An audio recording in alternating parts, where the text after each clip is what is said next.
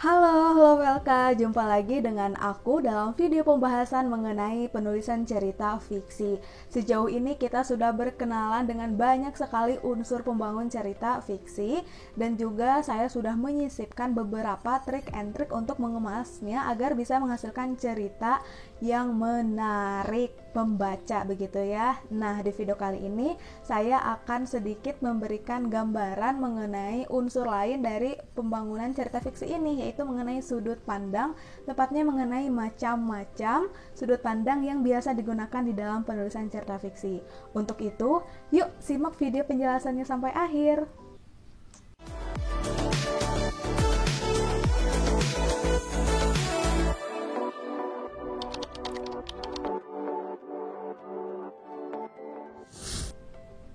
Di dalam cerita fiksi, sudut pandang itu banyak sekali macamnya, tergantung dari sudut pandang mana ia dipandang dan seberapa rinci ia dibedakan.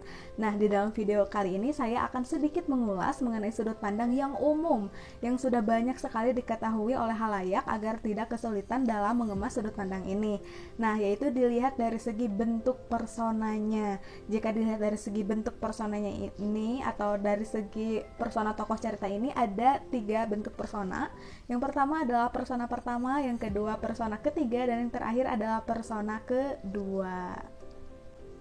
Jenis sudut pandang pertama yang akan saya bahas adalah mengenai sudut pandang orang ketiga atau diaan. Nah, pengisahan cerita yang mempergunakan sudut pandang persona ketiga ini dengan gaya diaan, narator adalah seorang yang berada di luar cerita. Ia menampilkan tokoh-tokoh cerita dengan menyebut nama atau juga kata ganti seperti dia, ia, mereka, begitu. Nah, nama-nama tokoh utama ini akan yang paling sering sekali disebut. Nah, hal ini mampu mempermudah pembaca untuk mengenali siapa saja tokoh yang diceritakan, siapa saja tokoh yang dikisahkan, atau siapa saja tokoh yang bertindak di dalam sebuah cerita. Meskipun begitu, tetap saja di dalam percakapan para tokohnya itu terdapat penyebutan, misalnya kata aku, sebab tokoh-tokoh dia tersebut oleh narator sedang dibiarkan untuk mengungkapkan atau menceritakan dirinya sendiri. Nah, yang perlu diketahui kelebihan dari teknik sudut pandang diaan ini adalah cerita dikisahkan secara berseling-seling antara showing dan juga telling begitu, narasi dan dialog, sehingga menyebabkan cerita menjadi lancar, hidup, dan juga natural. Berdasarkan tingkat kebebasan dan juga keterkaitan antara pengarang terhadap bahan cerita, sudut pandang orang ketiga ini tuh dapat dibedakan menjadi 2 macam, yaitu menjadi dia maha tahu dan juga dia terbatas, yaitu hanya sebatas sebagai pengamat saja. Dalam dia maha tahu ini, cerita dikisahkan dari sudut pandang dia, namun pengarang, dalam hal ini narator, dapat memberikan apa-apa saja yang menyangkut tokoh dia tersebut begitu. Dengan kata lain, narator mengetahui segala-galanya tentang tokoh, peristiwa, tindakan, termasuk motivasi yang melatar belakanginya. Ia bebas bergerak dan menceritakan apa saja yang berada di dalam ruang lingkup waktu dan tempat cerita, berpindah-pindah dari tokoh dia yang satu ke tokoh dia yang lain sebebas dia begitu, tanpa adanya batasan dari segi apapun. Dalam teknik ini, pengarang bisa menceritakan atau justru sebaliknya, ia malah menyembunyikan ucapan dan tindakan tokohnya. Lebih dari itu, narator juga, atau dalam hal ini pengarang, tidak hanya bisa melapor saja, tetapi juga dapat mengomentari dan juga menilai secara bebas serta penuh otoritas. Teknik gaya dia maha tahu ini tuh mempunyai kekuatan yang besar untuk mengisahkan sebuah cerita, sebab teknik ini merupakan teknik yang paling natural sekaligus teknik yang memiliki fleksibilitas yang tinggi. Dengan kata lain, pengarang dapat mengekspresikan ceritanya dengan penuh kebebasan. Nah, yang kedua adalah ada dia terbatas, atau dalam hal ini dia hanya sebatas sebagai pengamat saja. Tidak jauh berbeda dengan dia maha tahu. Di dalam sudut pandang tidak terbatas ini, pengarang menarasikan apa yang dilihatnya, pengarang menarasikan apa yang didengarnya, dialaminya, dipikirkan dan dirasakan oleh tokoh-tokohnya, namun hanya terbatas pada seorang tokoh saja atau atau terbatas pada sejumlah tokoh tertentu saja. Tokoh cerita bisa saja banyak yang juga berupa dia, tetapi mereka tidak dilukiskan untuk menunjukkan sosok dirinya seperti tokoh utama.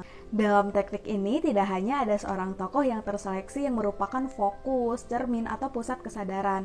Berbagai peristiwa dan tindakan yang diceritakan atau dikisahkannya melalui pandangan atau kesadaran seorang tokoh, dan hal itu sebenarnya berfungsi juga sebagai filter bagi pembaca. Nah, dalam sudut pandang ini, pengarang hanya bertugas untuk melaporkan saja. Beda halnya dengan Dia Maha Tahu. Dia Maha Tahu itu tidak hanya sekedar melaporkan, tetapi bisa juga menilai dan juga memberikan komentar. Nah, meskipun hanya melaporkan, tetap harus diingat bahwa pengerjaannya wajib dilakukan dengan penuh ketelitian, sebab pengarang seolah-olah menjadi kamera yang berfungsi untuk merekam segala sesuatu yang ada di dalam cerita. Dalam hal ini mengabadikan berbagai peristiwa, tindakan, kemudian sifat-sifat para tokohnya. Sudut pandang yang kedua adalah sudut pandang persona pertama atau akuan. Dalam gaya akuan ini, narator adalah seseorang yang ikut terlibat dalam cerita. Ia adalah si aku, tokoh utama yang berkisah, mengisahkan kesadaran dirinya sendiri, peristiwa dan tindakan yang diketahui, dilihat, didengar, dialami, dirasakan sampai pada sikapnya terhadap tokoh lain. Pembaca hanya akan menerima sesuatu yang diceritakan oleh tokoh aku, hal yang dilihat dan dirasakan oleh tokoh aku, begitu. Sifat kemahatauannya dalam teknik ini itu terbatas karena sifat personanya adalah internal, begitu. Narator hanya bersifat maha tahu bagi dirinya sendiri dan tidak terhadap tokoh-tokoh lain yang berada di luar dirinya sendiri atau tokoh-tokoh lain dalam cerita, begitu. Berdasarkan peran dan kedudukan tokoh aku di dalam cerita, sudut pandang persona pertama ini dapat dibedakan menjadi dua macam nih. Yang pertama adalah aku tokoh utama. Dalam sudut pandang ini, tokoh aku ini menceritakan segala hal yang dialaminya, baik yang sifatnya batinia, yang berada dalam diri sendiri, begitu, maupun yang sifatnya fisik, hubungannya dengan sesuatu yang berada di luar dirinya. Aku menjadi fokus, pusat cerita dan juga kesadaran. Segala sesuatu di luar tokoh aku hanya diceritakan jika berhubungan dengan dirinya atau dipandang penting, begitu.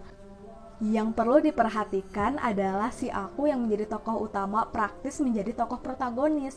Hal ini memungkinkan pembaca menjadi benar-benar terlibat. Pembaca bisa ikut merasakan dan memberikan empatinya. Oh iya, teknik aku ini dapat digunakan untuk melukiskan serta memberikan berbagai pengalaman kehidupan manusia yang paling dalam dan juga rahasia sekalipun dibandingkan dengan teknik-teknik yang lain. Yang kedua adalah tokoh aku tambahan. Tokoh aku bukan muncul sebagai tokoh utama, tetapi sebagai tokoh tambahan. Tokoh aku hadir untuk membawakan cerita kepada pembaca, sedangkan tokoh cerita yang dikisahkan itu kemudian dibiarkan ya untuk mengisahkan sendiri berbagai pengalamannya. Tokoh cerita yang dibiarkan mengisahkan dirinya sendiri itulah yang menjadi tokoh utama di dalam cerita. Dalam hal ini, si aku hanya tampil sebagai saksi terhadap berlangsungnya cerita yang ditokohi oleh tokoh lain. Nah, dalam hubungannya dengan keseluruhan cerita, tokoh aku hanya hadir sebagai bingkai cerita. Ingat ya, bingkai cerita. Macam sudut pandang yang ketiga adalah sudut pandang persona kedua atau kau.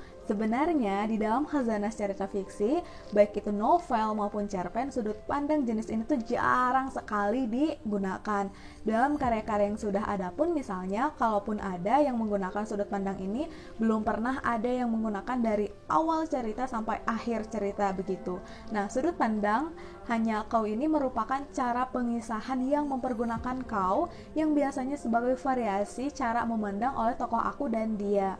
Umumnya penggunaan teknik ini itu digunakan untuk mengoptimalkan diri sendiri, begitu, untuk mengorganisasikan diri sendiri, melihat diri sebagai orang lain, begitu, sehingga terjadi kebaruan. Hal ini dipilih untuk menuturkan sesuatu dengan yang berbeda, dengan gaya yang lain daripada yang lain, sehingga bisa menghasilkan sesuatu yang baru, terjadi kebaruan di dalam proses penceritaannya. Nah, yang terakhir ada sudut pandang campuran. Sudut pandang yang digunakan di dalam cerita fiksi bisa saja nih lebih dari satu. Dengan kata lain, seorang pengarang bisa berganti-ganti dari sudut atau teknik yang satu ke teknik yang lain untuk mengisahkan ceritanya. Semua ini bergantung pada kreativitas pengarang, tentu saja ya. Nah, penggunaan teknik campuran ini didasarkan pada adanya pertimbangan mengenai kelebihan dan juga kekurangan dari teknik diaan atau akuan.